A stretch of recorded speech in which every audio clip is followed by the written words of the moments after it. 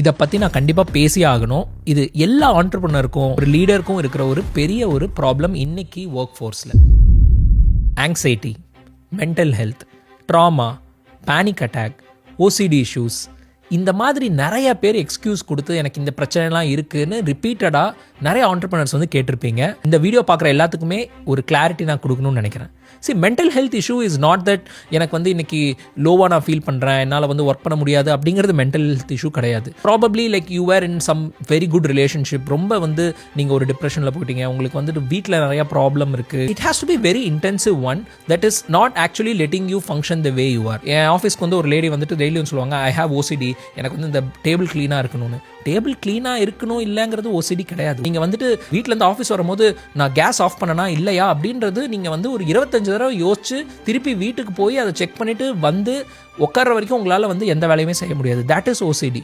So ரொம்ப சிம்பிளான விஷயத்தையே வந்து காம்ப்ளிகேட் பண்ணி நிறைய பேர் எக்ஸ்கியூஸாக கொடுக்குறாங்க. So please don't give excuse. அது உங்களுக்கு நல்லதில்லை.